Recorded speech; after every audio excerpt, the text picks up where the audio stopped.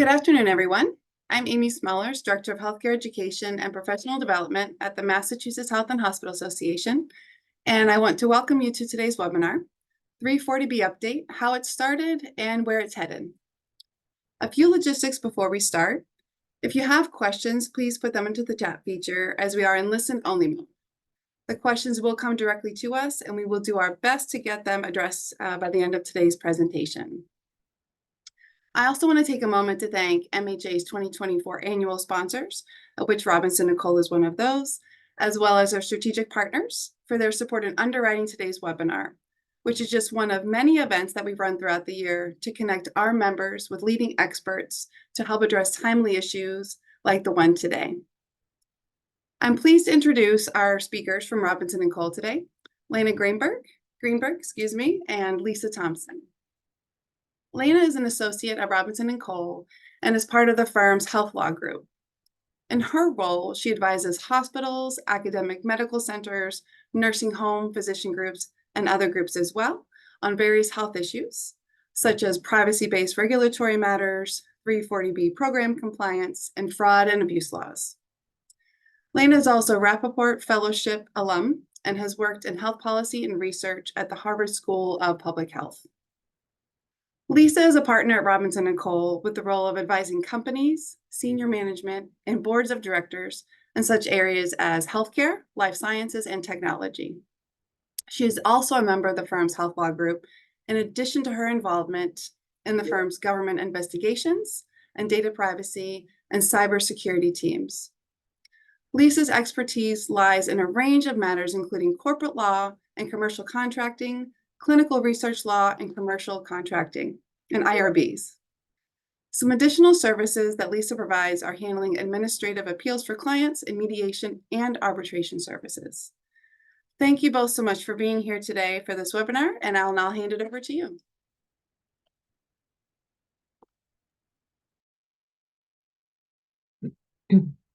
Thank you. So this is our talk is 340B, where we came from and where we are headed. This is an area that's rapidly evolving. In fact, a final rule came out as we were preparing our slides for the presentation. So we've included a section on that, the new ADR process. And I need to apologize in advance if that means we run over a little bit and don't answer as many questions as we might normally be able to.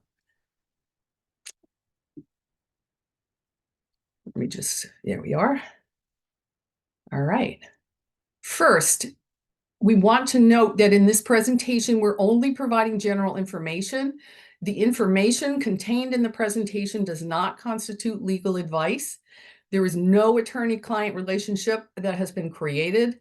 And if legal advice or other assistance is required, please contact us directly. This is just a roadmap of the areas that we're going to cover today, starting with payment remediation, going through some litigation, legislative activities, and the new ADR final rule that we were able to get into the slides. Finally, where to go now. So we thought we would start with a slide that, sorry for the size, it's a little small, but on the 340B program background. Just to introduce, I'm sure you're familiar with 340B, but let's just all get in the mindset. Again, this is a federal drug pricing system under which 340B covered entities, including eligible hospitals, can purchase 340B covered outpatient drugs at a discount from drug manufacturers. The manufacturers must offer discounts to 340B covered entities on eligible drugs as a condition of participation in Medicaid. The program is intended to enable the covered entities to stretch scarce federal resources as far as possible and reach more eligible patients, providing more comprehensive services.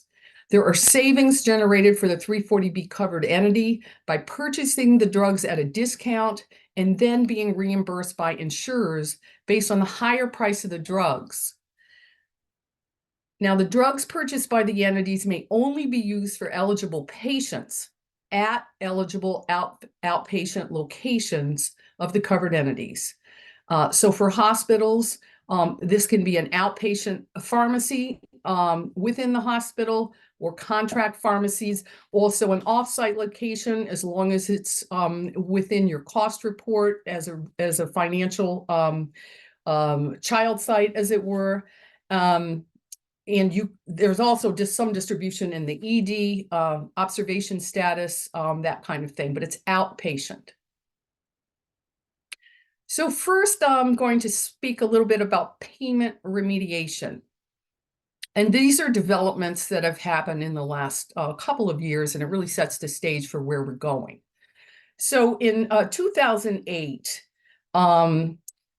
CMS did begin paying a lower amount for the 340B drugs. This was challenged by the American Hospital Association for failing to follow the Medicare statute for certain outpatient drugs on setting reimbursement. Now, there are two ways that reimbursement can be set. They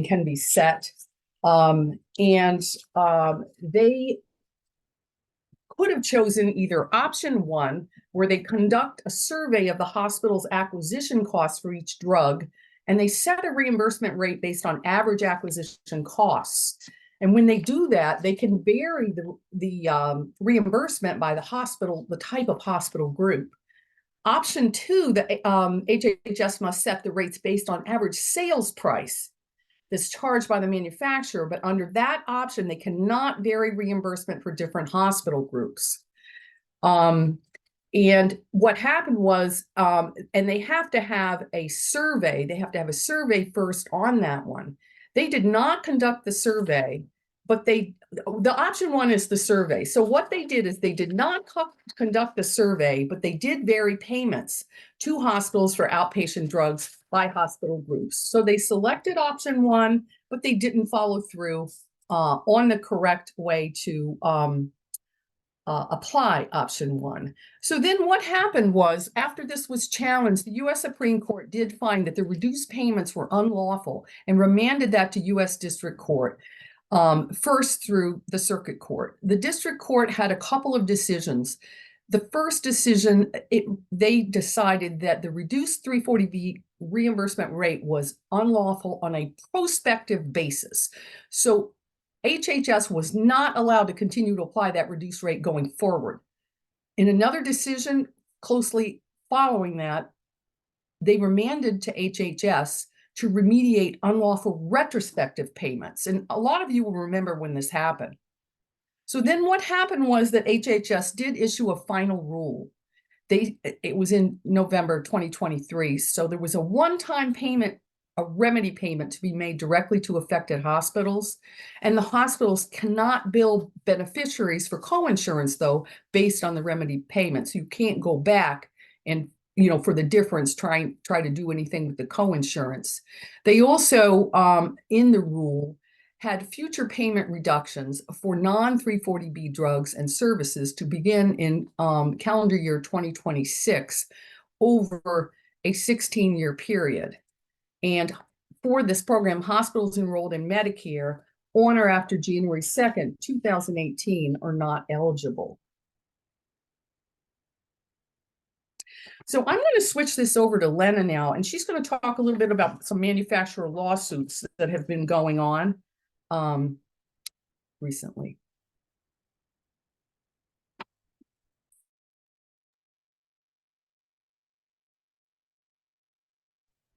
Sorry, I'm going the wrong way in the slides. Thank you for that transition, Lisa. So I'm sure everyone is well aware that there's been a number of manufacturer lawsuits going around with respect to the delivery of 340B drugs to contract pharmacies. So this started in 2020 when some drug manufacturers began restricting the delivery of the drugs to contract pharmacies of 340B covered entities. The government responded. They issued an advisory opinion interpreting the 340B statute to allow contract pharmacies to be used. HRSA, the Health Resources and Services Administration, the agency that administers the 340B program, issued letters directly to those manufacturers to enforce the use of contract pharmacies. The manufacturers responded in turn with litigation. So a host of litigation ensued, claiming that Health and Human Services lacks the authority to enforce to enforce the 340B statute against them with respect to those restrictions, and they sought to have an injunction to block that enforcement. Court opinions are currently split. They're on appeal in federal courts on the 3rd, 7th, and DC circuits. I'll talk a little bit about that if I can figure out which way the slides go. Here we go. The 3rd Circuit is the highest court that has rendered an opinion on the issue of the manufacturer's restrictions on using contract pharmacies. In its decision, the 3rd Circuit held that the 340B statute does not prohibit drug manufacturers from imposing contract pharmacy policies. The 340B statute actually does not address delivery of 340B drugs through contract pharmacies. They also found that the drug manufacturer's policies are lawful because not otherwise prohibited by the 340B statute. They found that the statute only requires manufacturers to offer the drugs to covered entities for acceptance. Therefore, the manufacturers could condition the supply of discounted drugs if the covered entities could still purchase and dispense them, if they could still be offered. So in the case of these 3 manufacturers, they each had they each permitted the use of one contract pharmacy if an in-house pharmacy was not available. Therefore, the issue of not being able to offer the drugs was not applicable here. However, the court did comment that a blanket prohibition of the use of contract pharmacies could violate the 340B statute because a covered entity without an in-house pharmacy may not be able to accept offered drugs. Moving along in the 7th Circuit, the 7th Circuit has not rendered a decision yet, so the case is still pending there. However, the lower court held that the advisory opinion and HRSA enforcement letter were arbitrary and capricious, and they found that the statute does not require delivery to an unlimited contract pharmacy, but also it does not permit manufacturers to impose unilateral extra statutory restrictions on 340B drug sales with multiple contract pharmacy arrangements. In the DC Circuit, similarly, that case is still pending. The lower court there held that the manufacturer's policies conditioning 340B distribution did not violate the 340B statute. They found that neither the language, structure, or purpose of the 340B statute contained any conditions relating to the 340B pricing, that the statute was silent effectively on those issues. Therefore, the statute neither allows nor prohibits conditions on 340B pricing. So they found that the 340B statute does not address the legality of specific policies conditioning 340B drugs, and it also does not preclude future HRSA enforcement. Court's analysis was confined to the manufacturer's general ability to impose those conditions under the 340B statute. They didn't reach the merits of these other issues, however, in the final bullet, leaving open the door for further decision by the DC Circuit Court.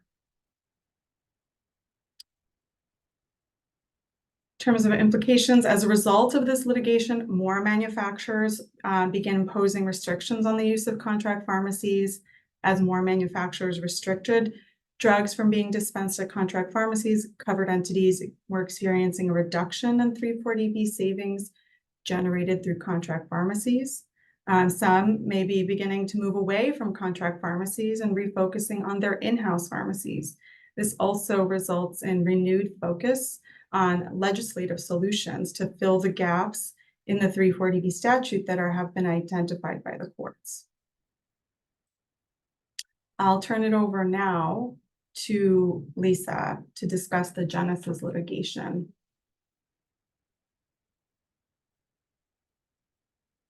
Okay. Taking control of the screen.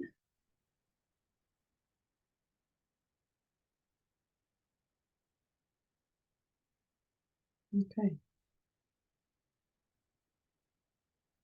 So Genesis involved a series of cases that revolved around one issue, and that is the definition of patient.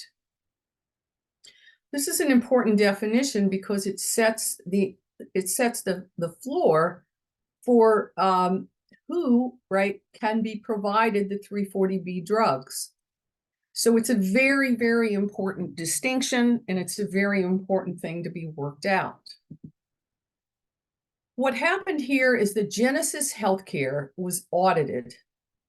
They had a HRSA audit, and HRSA ended up basically kicking them out of the program because they found, among other things, that they were dispensing 340B drugs to individuals that HRSA did not consider to be patients of Genesis Healthcare. Genesis claimed that the interpretation by HRSA was too narrow. So what we need to do here is do what the courts did and really go back and think about what first set up this requirement for patients in the 340B program, and it's statutory. It's right in the legislation. With respect to any covered outpatient drug that's subject to an agreement under this subsection, a covered entity shall not resell or otherwise transfer the drug to a person who is not a patient of the entity. The kicker here is, even though there are definitions for lots of things in the statute, patient is not defined. HRSA in 1996 issued guidance about what that word means. And they said the 340B covered entity has to have an established relationship with the individual and maintain health care records for the individual. The individual has to have received services from the healthcare professional who's employed or under contract or other arrangement with the 340B covered entity. So the responsibility for care remains with the covered entity. For 340B covered entities other than disproportionate share hospitals, the services also have to be consistent with the grant funding or the federally qualified healthcare services. The individual is not a patient if only healthcare services received, if the only services received will be the dispensing of the drug or the drug for self-administration. So you can't just, under their guidance, be a patient if you walk into the pharmacy and obtain an outpatient drug. So what were the different positions of the parties? Let's just get that slide. HRSA's position was, in the Genesis litigation, that the prescription must originate from the patient's encounter with the covered entity or contracted provider. Genesis argued, really, this should just be the plain meaning of patient because it wasn't in the statute as a definition. So a patient of the 340B covered entity. HRSA's definition of patient has never been promulgated by regulation, which is what the court said. With a regulation, this goes through the notice and comment process. The position in Genesis was also that the word patient, as it was defined by HRSA, contradicts the plain language of the statute. They improperly focused on a patient's prescription and who wrote it, rather than the existence of a patient relationship. Initially, the case was dismissed. Sort of had an interesting way that it went through the court. It was dismissed as moot because right in the middle of Genesis bringing these claims, HHS reversed its position and said, hey, you know what? Come back into the program. So obviously hoping that Genesis would not be able to maintain these lawsuits because it no longer had a claim, or so HRSA thought, HHS.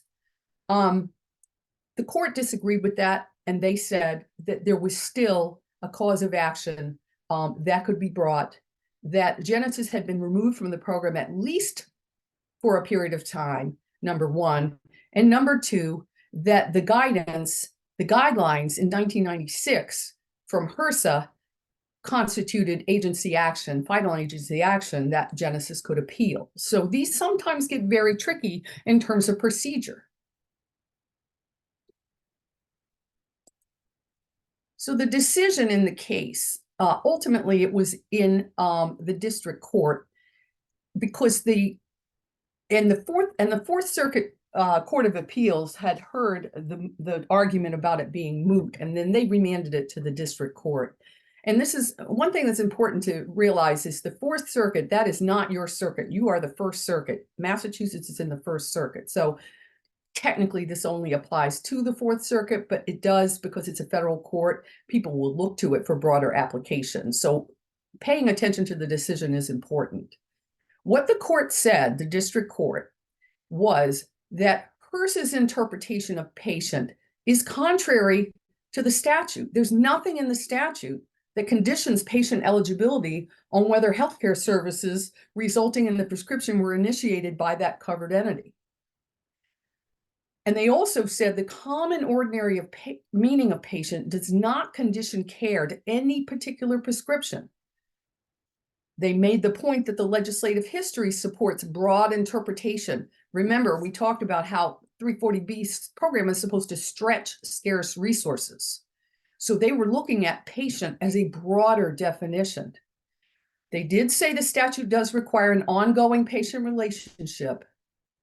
It also, though, does not require specific time from the last encounter for patients to qualify, nor does it require the prescription to originate from that ongoing relationship. So as long as they're a patient, they can get a prescription from someone else, and that would be fine. Go to the next one. Genesis has limitations. You know, folks see this ruling and everybody gets excited and they think, oh, we can go out and we can do business like this and we can just apply Genesis directly to our organization. Well, I would encourage you to take a step backwards on that. This decision is only limited technically to Genesis Healthcare. And HRSA was only prevented from enforcing its interpretation as to Genesis Healthcare. Also, as I mentioned, it's in the Fourth Circuit. The court, declined to comment on acceptable look-back periods for patients to qualify. And they said, that's not really the issue before the court. So that's still a really, big open item in terms of Genesis. And if we look at the implications of Genesis, there was concern about this sort of random drop-in patient. And, looking back at the guidelines,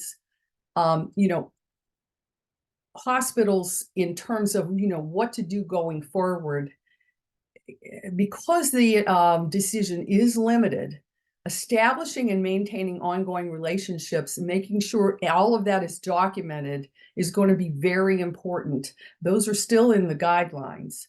And I think that, adherence to those is something that in terms of a goal, is something that we're going to see hospitals trying to do.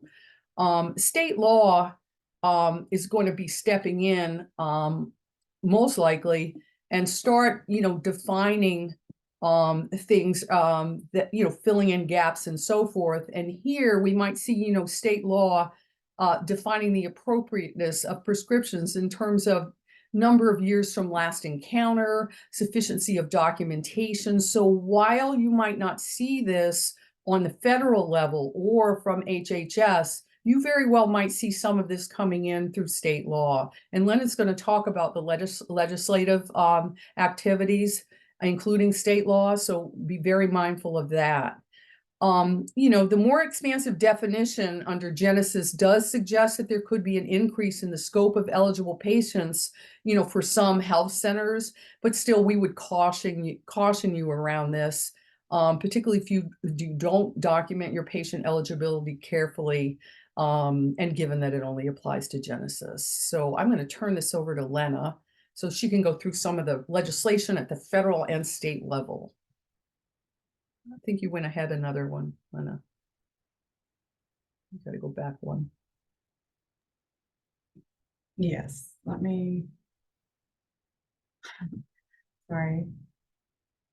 Okay, I'm going to start here. So as Lisa said, legislation is going to try to gap fill some of the holes, some of the potholes that we're seeing in the 340B statutes. The question is, how have these cases prompted the legislation to fill the gaps?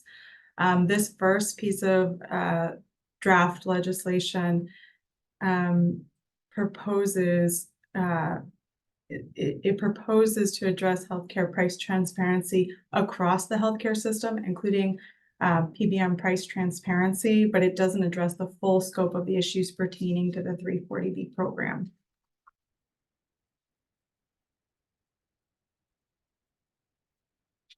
Next, we have these bills also focus on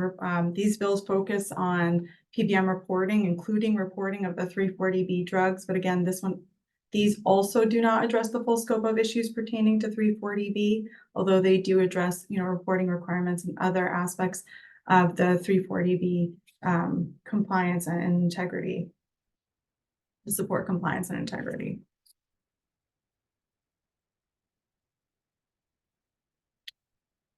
So this bill is more responsive to the manufacturer's practices to restrict the delivery of 340B drugs to contract pharmacies.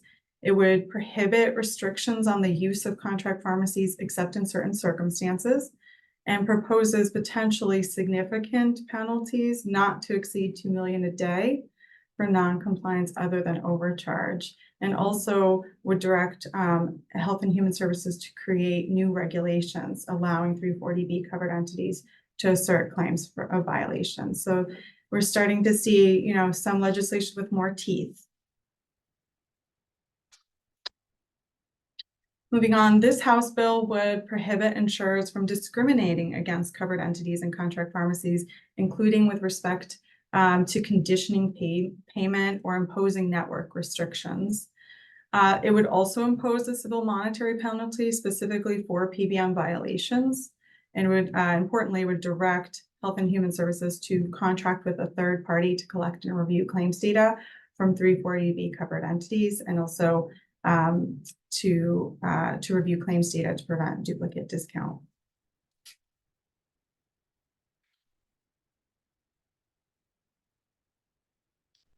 Another bill introduced in the House would require covered entities to keep records on how 340B savings are used and to report certain metrics. So this is kind of the flip side. This is trying to keep the 340B entities accountable. Importantly, this bill directs Health and Human Services to perform audits and also to publish data online concerning compliance. And of course, Health and Human Services would also need to issue regulations regarding any new reporting requirements. This one is also introduced in the House. It would impose a 2-year moratorium on registration. Sorry, I forgot to. Yep.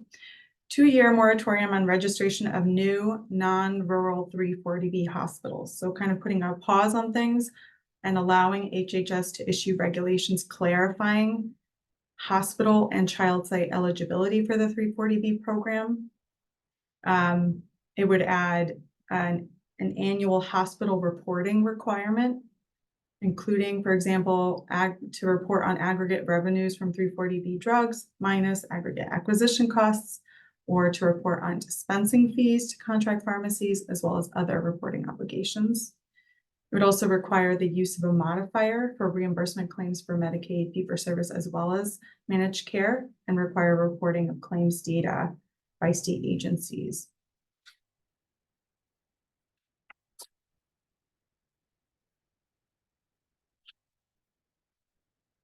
So this is currently only a draft of potential legislation. It has not been introduced as a bill and is still under construction, so to speak, as the group of 6 senators have requested their second request for information to help finish drafting this proposed legislation. As currently written, it would define the purpose of the 340B program once and for all, and finally provide a statutory patient definition, I would define contract pharmacy arrangements subject to the existing HRSA guidance as well as new requirements. Would bar the manufacturers and insurers from restricting 340B discounts or restricting the use of contract pharmacies. It would bar health plans from discriminating against 340B covered entities or contract pharmacies. It would define the level of integration for a child site to qualify for the 340B program. It would also impose transparency and extensive reporting requirements as an addendum to the Medicare cost report. Oh, sorry, apologies. I clicked it. I'm going the wrong way. I'm so sorry. Okay. Importantly, it would create new duplicate discount prevention mechanisms. So including a 340B data clearinghouse and requirement to repay duplicate discounts under the Medicare fee-for-service as well as managed care. It would also create additional mechanisms for government oversight. Interestingly, it proposes to impose a user fee to fund that oversight.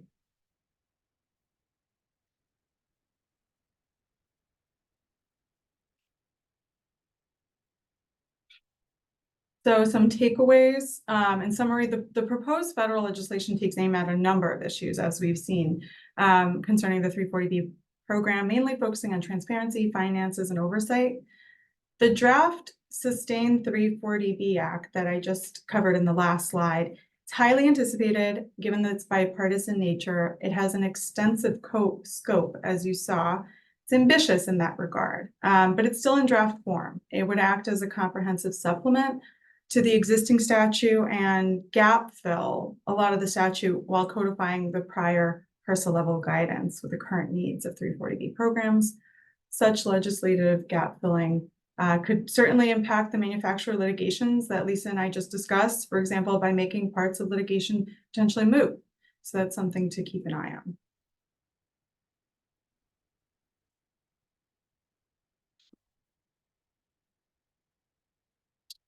Next, we move to see how has Massachusetts legislative proposals and laws focused on addressing some of the key 340B issues.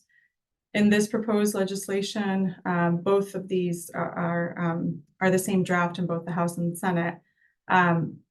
They're similar to the federal proposals that we just reviewed, prohibiting insurers from discriminating against 340B covered entities and contract pharmacies, including with respect to restricting, excluding, or otherwise conditioning payment in relation to 340B drugs.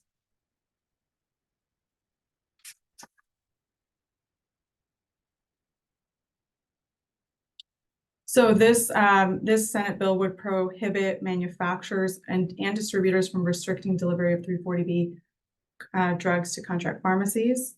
And interestingly, this bill would give the Attorney General jurisdiction under Chapter 93A to enforce this prohibition as an unfair or deceptive practice. It also instructs the Board of Pharmacy to investigate complaints and to issue new regulations for purposes of implementation and enforcement.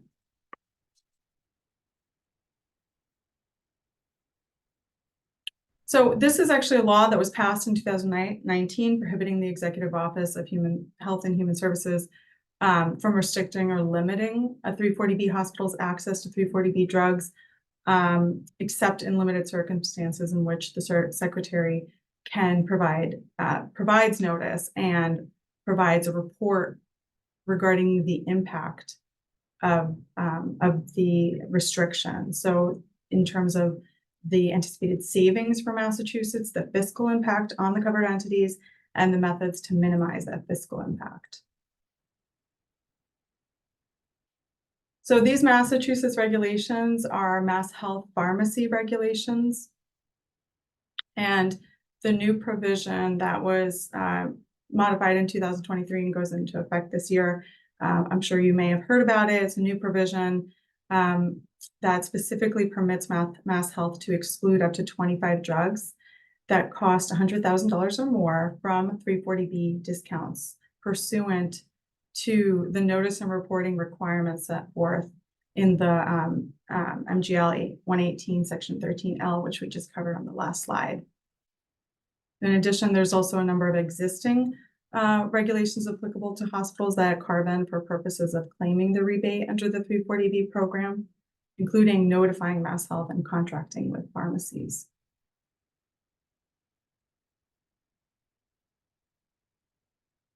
Implications. So the implication is that Mass Health will now exclude certain high-cost drugs from being carved in by covered entities, and it would effectively prevent 340B covered entities from obtaining the 340B discount on those drugs due to the duplicate discount prohibition. So these exclusions are communicated via Mass Health provider bulletin, and the link to the first one is included here. It was recently issued to exclude certain obesity drugs by managed care organization, so that the managed care organization pays for the drugs only if the drug was distributed using non-340B stock. Of course, 340B covered entities must still ensure that all of those contract pharmacy requirements under the existing regulations are adhered to. The next phase of Massachusetts legislation appears to be consistent with much of the legislation we saw at the federal level related to prohibiting discriminatory provisions, prohibiting PBM discriminatory provisions, defining contract arrangements, and tackling price transparency.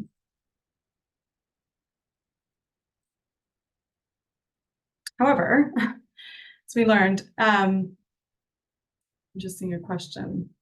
Yes, we will distribute the slide deck to provide the links. Happy to do that. There are new challenges to some of the state laws passed to prohibit manufacturer restrictions. You're welcome. The pharma has brought lawsuits challenging Arkansas law that looks very similar to the ones we saw at the federal level, prohibiting the proposals at the federal and state level, prohibiting a drug manufacturer from prohibiting a pharmacy from contracting with 340B covered entity or otherwise denying 340B drug pricing to community pharmacies. So this one actually went through the lower courts and was appealed to the 8th Circuit. The 8th Circuit recently held that the Arkansas law was not preempted by federal law. So federal law does not supersede the Arkansas law. So it's safe for now. Similarly, there are other challenges going on in the state of Louisiana with respect to a very similar law. There are 3 cases that were filed and they're pending. These are in early stages, so we don't have much information, but we'll continue to follow them. I'm going to turn it back over to Lisa now regarding the alternative dispute resolution process.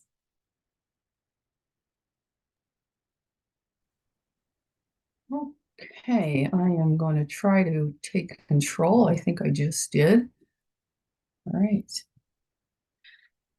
So this is brand new. Well, not exactly brand new because there was a final rule a few years ago, but they reissued the final rule just very recently. And it's based on this 340B statute says that HHS has to establish a 340B ADR or alternative dispute resolution process. And this is a process for resolving disputes between 340B covered entities, including hospitals and manufacturers regarding overcharging, duplicate discounts, and diversion. HHS did issue a final rule in 2020, which was challenged by a manufacturer and then blocked by the court on grounds that HHS did not follow the proper procedure for notice and comment prior to publishing the final rule. HHS issued a new final rule just this month in April 2024.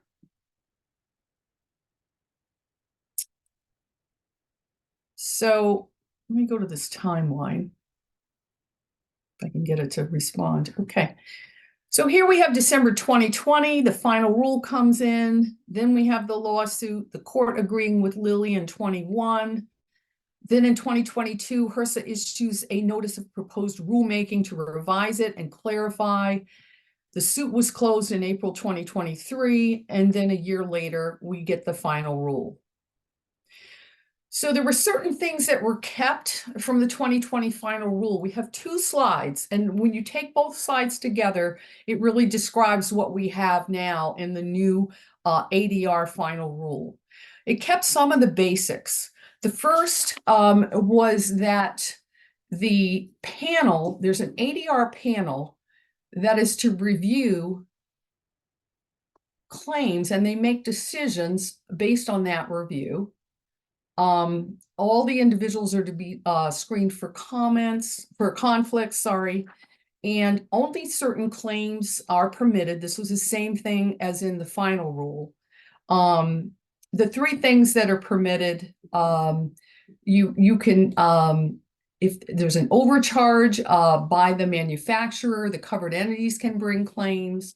The manufacturers can bring claims after they conduct an audit of the covered entity, and those claims can be either duplicate discount or diversion. Claims have to be filed in writing within 3 years of the alleged violation.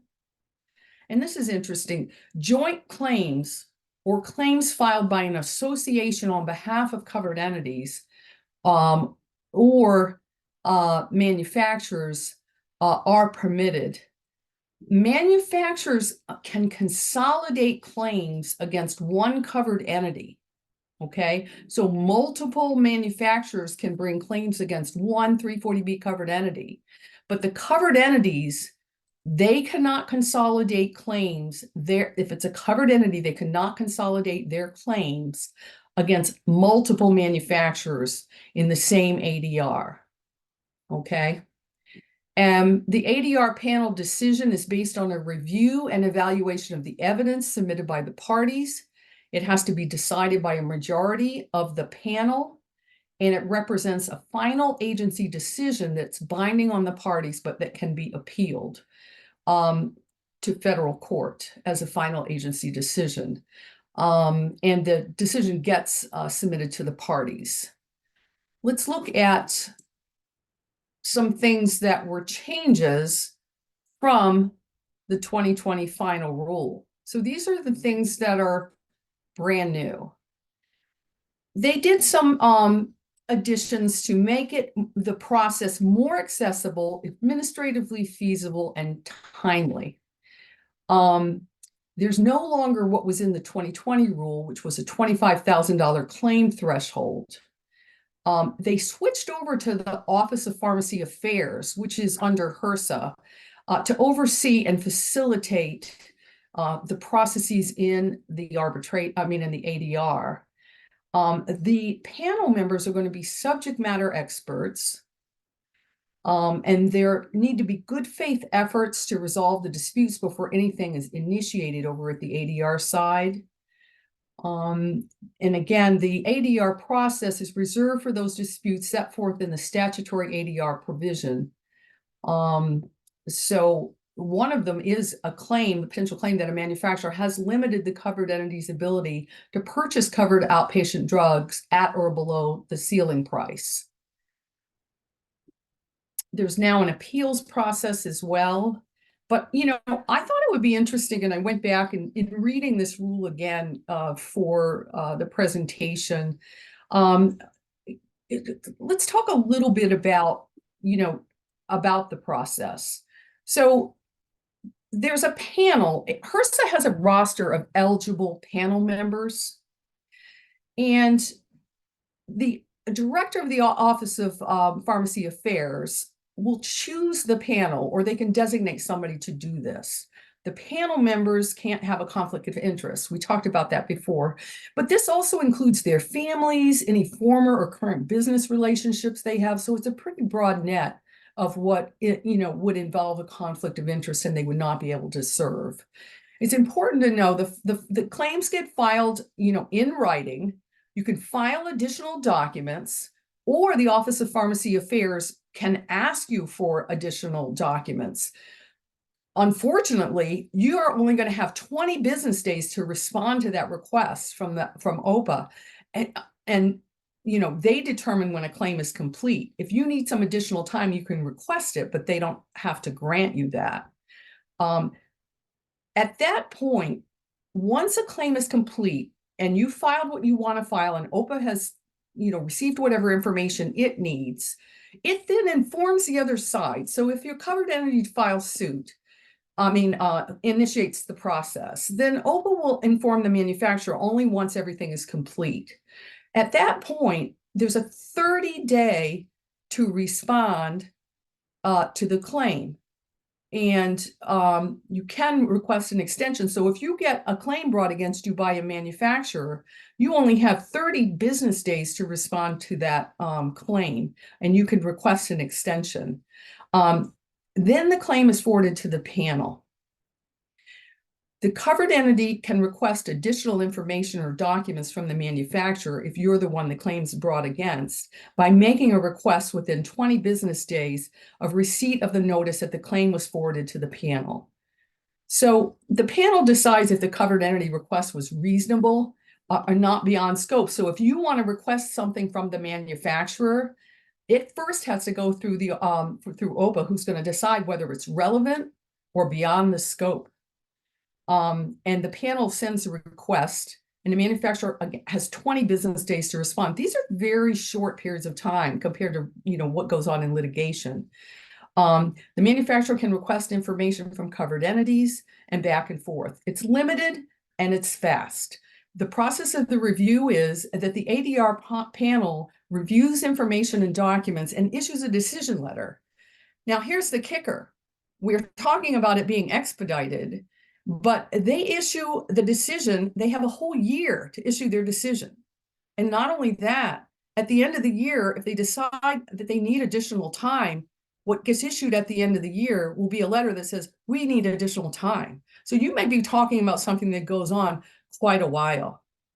The letter is going to tell you that you have a right to reconsideration of the decision. So if the decision is against you, you can ask them to reconsider. And what happens there, and also HRSA can decide to reconsider the decision on its own if it doesn't like what its folks are doing on the panel. And the standard for review on reconsideration is a review of the record, which is in front of them, all the things that have been submitted. There's no in-person hearing or anything, including the panel decision. And then they determine whether there was an error in the panel's decision. And the administrator can consult with other HHS officials if needed in making this decision. And again, the kicker in terms of timeliness, there is no deadline in that regulation for the HRSA administrator to issue the reconsideration determination. So this is going into effect in June of this year. So I think we can expect to see some activity, perhaps some audits from manufacturers, because they have to do that before they can bring a claim. So it should be a very interesting time. Going on to the next slide. This is our last slide. And first of all, before you get started, I want to apologize. I saw a note that came in and said the talk was on the calendar for a half an hour. I do think that apparently that was an error when this was set up. So it's in our calendars for 45 minutes, which we're just about there now. And certainly we're happy to stay for a few more minutes if needed to answer some questions. So I'm going to turn it over to Lena to end with this slide, and we'll go forward. Like I said, we're wrapping up. Last slide. So where do we go from here? Lisa, would you mind going back one? Oh, wait, there it is. Where do we go from here? There appears to be steady momentum now for a legislative fix to address the proverbial potholes remaining in the 340B program, but it's unclear how comprehensive that legislation will be if enacted. We see that there may be certain low-hanging fruit around this discriminatory provisions with respect to PBMs, addressing contract pharmacy arrangements, maybe tackling price transparency. Those might be lower hanging fruit. Patient definition is certainly a sticking point. It'll be interesting to see what the sustained 340B Act, what that gang of 6 senators comes up with, and how they will be able to incorporate the discussion from the Genesis case into their proposed statutory definition of a patient. There's certain additional oversight, monitoring, accounting functions that are needed for purposes of program integrity and to avoid future challenges. So I think the ADR regulations are a good starting point there. There's still some course corrections that we should continue to look for. So that's the pending 7th and DC Circuit decisions. Of course, any future decisions. And as Lisa alluded to, any reactions and remaining pushback to the new ADR rule. Thank you, everyone, for joining us today. Thank you very much. Yes, there will be future access to the recording. It'll be posted, I believe. Hi, yes, thank you again, both for this very interesting presentation, and that is correct. The post webinar this afternoon, you will be receiving a recording of the survey as well as the slides and a brief survey. So thank you so much for that. And one other thing before you all leave this afternoon, I would like to share we have our Emerging Leaders Summit happening next Thursday afternoon in Boston. As you can see, it's a great afternoon that we have planned for the panelists and speakers. And if you are an emerging leader yourself or have some emerging leaders on your team, please give them this opportunity to come together for some leadership insights and networking. So with that, thank you all for joining us this afternoon, and have a wonderful afternoon. Thank you.